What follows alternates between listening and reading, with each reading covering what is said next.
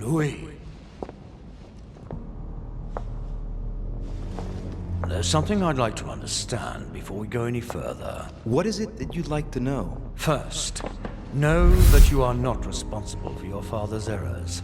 However, you must answer for your own actions. Uh-oh.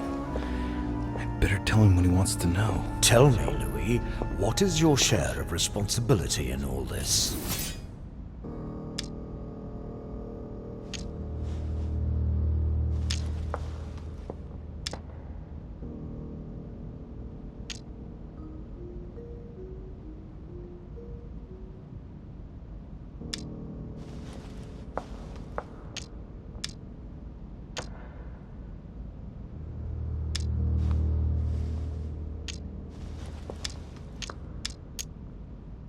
Nothing. Nothing at all. I haven't done anything that would make me responsible for all this chaos. Too busy seeking solace in the skirts of your sister, perhaps.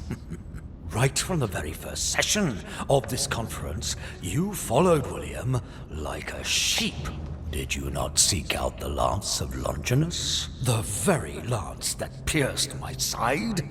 The one you thought you could kill demons with? Oh yes, you were very much involved in all of this, young Louis. There is no point in you denying the truth. When you got wind of William's plans about the conference, did you tell Gregory?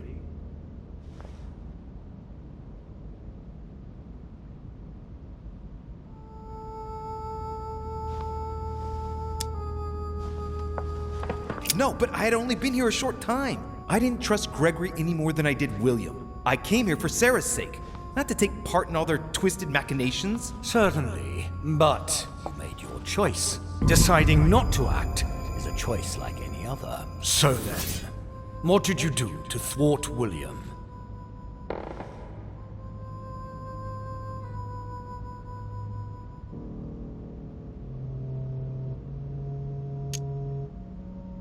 When William asked me to enter Piaggi's mind in order to send a false letter to the Pope to discredit Gregory, I didn't do it. Without telling William, I wrote a very different letter instead. I see. Congratulations. You did dare to take a few risks. We are almost done here, Louis. Tell me, in your opinion, what should I do with William?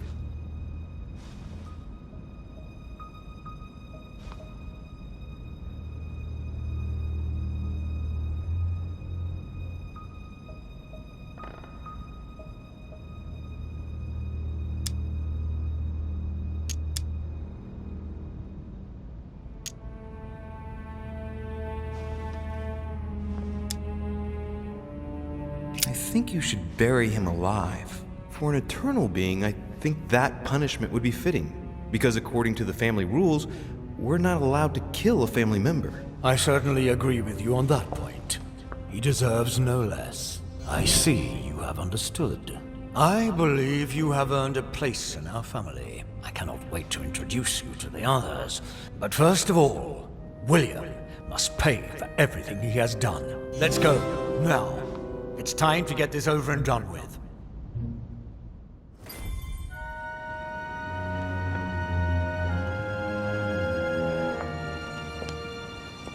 William!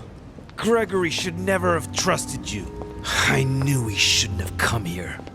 You evil little cockroach. No, Father. Wait. It's over, my son. You've gone too far this time. Oh, Father. By the way, I have a little surprise for you. Now what have you done? Let me introduce you to my new servants.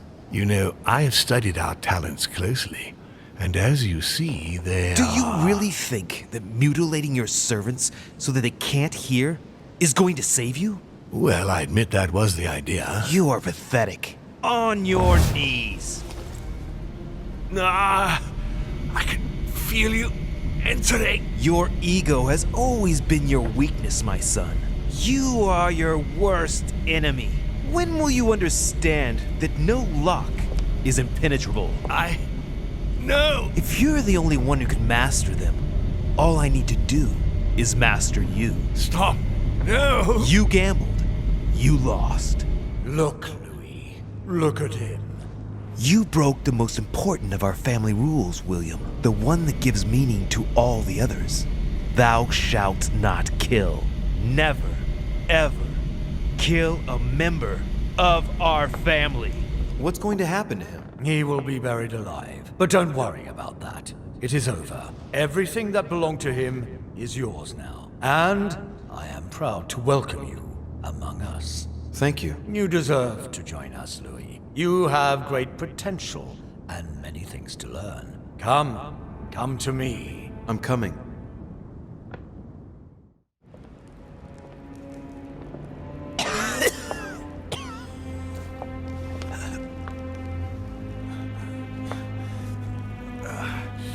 Be damned!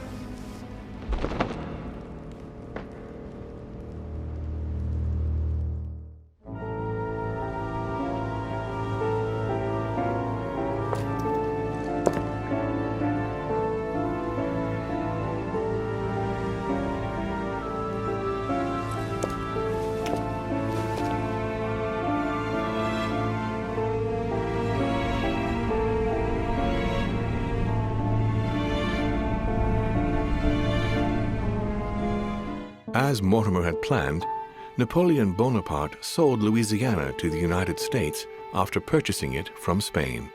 Bonaparte continued his political and military ascension until he proclaimed himself emperor. He went on to invade a large part of Central Europe. The legend of Napoleon persisted after his death, conferring on the emperor the role of Messiah for France. Remaining very popular, George Washington put an end to the various internal rebellions without violence and re-established trade agreements with Great Britain. Upon his death, he became a national hero and left an entire nation in a state of mourning. On his return to Spain, Manuel Godoy proceeded to give Louisiana up to France. Later on, he became the target of the Crown Prince of Spain, Ferdinand VII. The latter gave no respite to his mother's lover, going as far as condemning him to exile. He confiscated all of Manuel's titles and possessions, as well as those of his mistress, Pepita. Pursued, they ended up living out their last years in France in poverty and anonymity. The influence von Wollner had over King Frederick William ironically ended up working against him. The sovereign thrust him into increasing repression until the end of his reign. Von Wollner became the object of the people's hatred, was therefore stripped of his titles and land by the new king, and died in poverty to general indifference in the Prussian countryside. His Eminence was obliged to justify himself on his return from the British Isles over the letter he had sent to His Holiness. Unable to say more about the superior dark forces that he had spoken of, his mental health was brought into question. He was consequently withdrawn from papal state power, and it became preferable to speak politely about a faraway retreat when referring to his anonymous confinement in an asylum of Rome. On his return from Paris, Peyroux resigned from his posting as judge at the revolutionary courts. He withdrew to the south of France with his daughter until his death. No more was ever heard of Lord William Mortimer. His sudden disappearance was the subject of conversations in the European courts, but only for a few months.